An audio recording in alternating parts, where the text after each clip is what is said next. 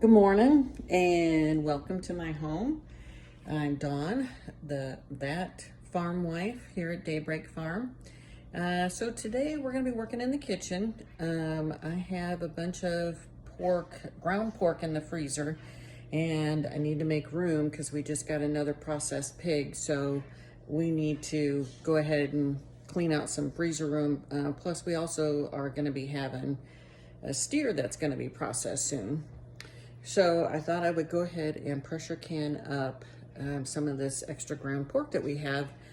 And so then I'll be using it, crazy hair today, it just won't do right. Sorry. And anyway, so we'll be using once you can it, it'll be wonderful for things like sausage gravy, a quick meal, throw in some spaghetti, you throw it in some cabbage with some tomatoes, onions, peppers, have a little dish out of that. So there's lots of different ways that you can use the canned ground pork. But it's just gonna stay shelf stable longer, doesn't take up room in my freezer, it's ready to go. All right, so here's all the ground pork that I'm gonna do up. This is 10 pounds of ground pork.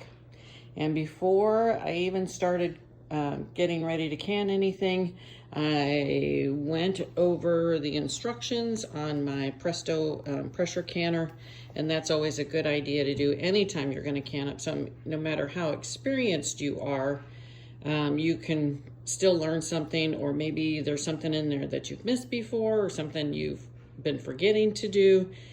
And I'm only going by experience because that's what I do. And then the other thing is I consulted this USDA home canning. And this is the Bible of all canning and the rules that you need to follow. All right, so let's just get these opened up. I'm gonna cook this in my enamel covered cast iron. Nothing fancy. I don't have a Le Creuset. But this will do. Hopefully it will all fit in here. I'm really gonna tell you, I like these packages of pork the way my husband processed these. And he flattened it out and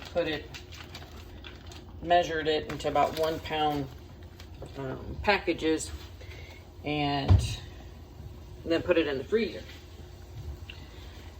And the great thing about that is I didn't decide to do this until this morning, and I just grabbed them from the freezer, threw them on the counter, and they unthawed very quickly. Now I have plain ground pork with no seasonings in it. I have Italian ground pork with Italian seasoning. And we have some breakfast sausage seasoned pork. And I am just going to cook these all together. Because I think they'll be perfectly fine for the application that I'm going to use them for. And so no, I am not going to fit these all in one pot. We're going to have to use a couple. All right, so this is the best tool for this job. Because it wasn't completely thawed, so you need something to chop up this meat. All right, so this is cooking up really nicely. So still some pink in it. We're gonna keep going until we get all the pink out. And just wanted to let you know, you don't have to crumble it up. You could make meatballs out of this and canned meatballs. But you really don't want to just pack raw meat. You can raw meat, but you don't want to do this raw, this ground meat raw, because if you pack it into the jar, you're just going to end up with a solid lump of meat, and the USDA doesn't really recommend that because you wouldn't get that even cooking time. It wouldn't get cooked all the way into the middle to kill off that bacteria, so you don't want to do that. All right, so it's time to jar up this sausage. So you're supposed to drain the fat off of it, but I want a little bit of the juice in here, so I'm gonna just use a slotted spoon because we all know it's not really gonna get out all of the stuff or all of the juice. There'll still be some in there. And we're gonna fill it to 1 inch of headspace. like I've already overfilled that one. But we'll come back and even things out. Of course, we have to debubble. Now you might ask yourself, well, Dawn, you might tell me, Dawn, I don't have a pig to butcher and do all this with. But by all means, you can buy sausage at the store, find a good sale, and do the same thing. You can put up some Jimmy Dean, or whatever kind of sausage that you like. Or it doesn't even have to be sausage, it could just be ground pork, because you can season it however you want. And I prepared, I think 14 jars, because I really didn't know how far this was gonna go. And it's better to have more than not enough and have to stop and wash some more jars. So all I did to prepare these jars is just, I washed them with soap and water. You don't need to sterilize when you're pressure canning.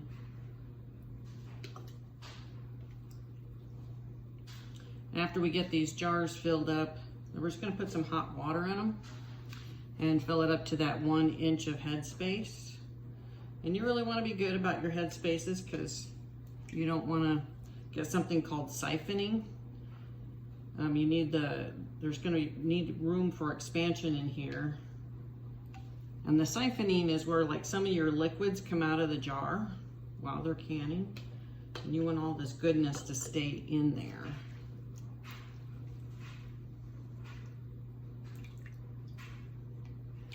And I think with the leftover grease, I mean, you can use it however you want, but we're gonna add it to our chicken food and make kind of a suet for them.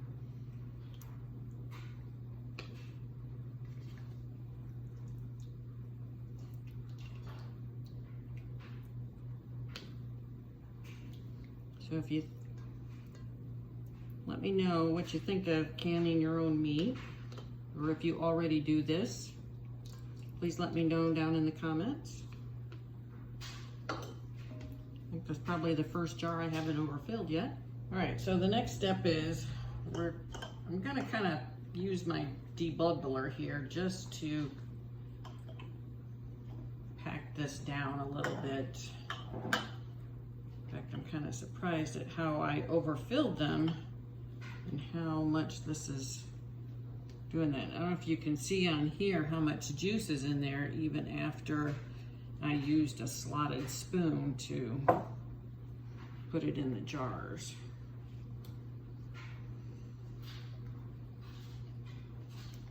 Once I'm done with this, we're just gonna go ahead and fill it with boiling water. This is a hot pack method, so what that means, very simple, you're putting everything in hot.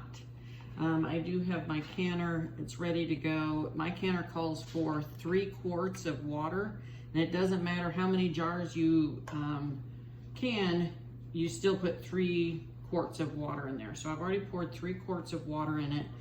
And what I do is while I'm getting ready, everything ready to can, I put it on the stove on the very lowest heat that it possibly can, just to keep the water warm. And then this is hot so that when these jars hit that water, they're both approximately the same temperature. All right, so I have just a tiny bit still left in this pot that I think I'm gonna add to a few jars. Now, if your jars are not full to that 1 inch of headspace, which is right here, so on your, these jars are actually have measurements for you. So this is 1 inch of headspace, and then sometimes like jams and jellies call for a 1/4 inch of headspace. That's that next lip line on the jar. But anyway, so even if my meat doesn't go up to that 1/2 inch, it's okay because we're gonna fill it up with water to that 1/2 inch, I'm sorry, to that inch line. It's okay, we're gonna fill it up with water. The meat doesn't have to go to the top.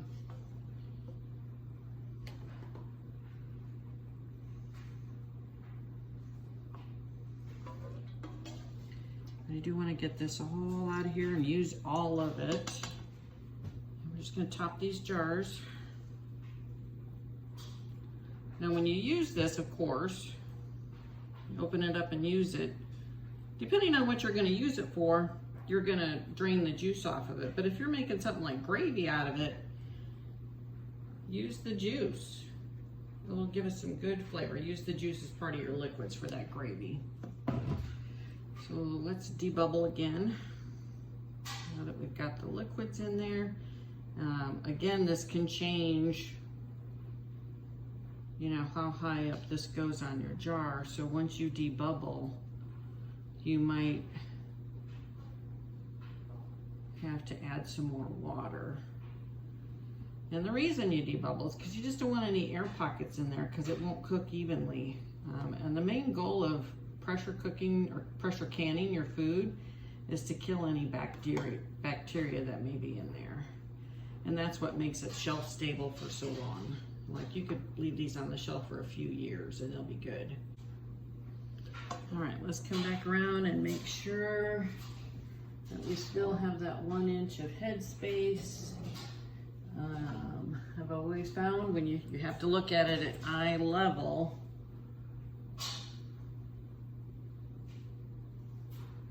to make sure that you're right at that 1 inch of headspace spot, because when you're looking down on it, you know, it's kind of deceiving as to where that liquid is at. All right, so time to get some vinegar and a paper towel, and we're going to clean the lids off. All right, so plain old white vinegar, paper towel, dampen it. Going to clean the mouth of the jar off, especially since we've been doing pork. You don't want that grease on there. And while you're cleaning off the grease, and also, whew, my jars are hot, making sure that there's no nicks or dents, because the grease will prevent your jars from sealing properly, and you don't want to go through all this work to find out you've got some spoiled meat on your pantry shelf.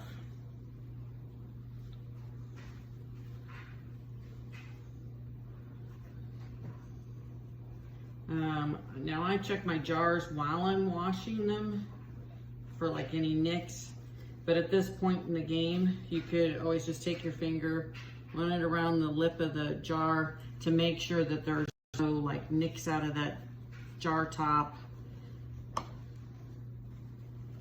You want to do everything you can to make sure it's sealed. So I've told you some of my ideas for using this. Why don't you tell me some of yours, what you think, what kind of dish this would be go in? I'm all ears. I'm always open to learning new things. Obviously, because here I am pressure canning. And this is one of my 2023 goals, was learning how to do this. I'm not gonna lie, I thought this was really intimidating. You know, pressure canner, you're just picturing it exploding. Just sounded kind of scary. And we're gonna put our lids on. I washed all those too. So let's see, how many pints did we end up with? 4, 6, 8, 10, 11. Uh-oh, it's not an even number. That might bug me a little bit. All right, got our lids on. I'm gonna put these on. Let me grab a mitt because these are hot. And you just want to do them finger tight. You don't want to go crazy cranking it down. Just finger tight is just how tight you can tighten it with your fingers. Jars in the canner.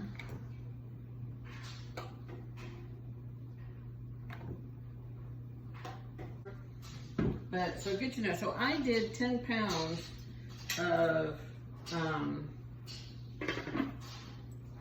turn this up already. 10 pounds of sausage. And out of those 10 pounds, I got 10 pints. Well, 11 pints. So, now let me tell you something else. So whenever you start to can something and using your pressure canner, you want to just do a little safety check on everything, right? So one of the things you're gonna do is this little hole in the middle. You wanna put it up to the light and make sure nothing's blocking that. Make sure you got this little plug in there, that this thing moves up and down. Anyway, so I'm gonna put the top on here. Slide it into place. All right. So what we're gonna do is I turn the heat way up, and we're gonna wait for steam to start coming out of here at a really good pace. Really just flowing out of there. And once that happens, we're gonna set a timer for 10 minutes. Let all the steam escape, and then we'll put our weighted gauge on there. All right, so we have a good head of steam coming off of the cooker now. So I'm gonna set a timer for 10 minutes. Let's reach over and get my timer. So you want that to vent for 10 minutes. And that's what it should look like when it's coming out of there. So good head of steam. All right, so we got our little jiggler jiggling, doing its little hula dance. So now we can set the timer for 75 minutes. And one thing I've learned is you don't want to mess around with your heat during this process. Like the very first time I canned something, I had a lot of siphoning, and that was because I was constantly like worried about, you know, is it jiggling too much, not enough? So I was constantly adjusting the heat, and what that caused is siphoning in what I was cooking. Now what I made was still perfectly fine, even though some fluid siphoned off of it. But I just want to let you know that don't go crazy trying to turn up the temperature, down the temperature. Just let it do its thing. All right, there they are, all out of the canner. You can see they're still doing a little cooking, and you can tell I had just a little bit of siphoning out of that jar. The rest of them look pretty good, and then there's one in the back that's got quite a bit out. But these will cool on the counter for at least overnight. Then I'll take the rings off. Never store your jars with the rings on. It gives you a false sense of security that they've been sealed. So pull the rings off, make sure the lid's sealed. You don't want any bad meat. And I'll see you next time. So thank you for watching. Remember to hit the like button, subscribe, leave me a comment, tell me how you enjoyed this video. I'd appreciate it. Thank you.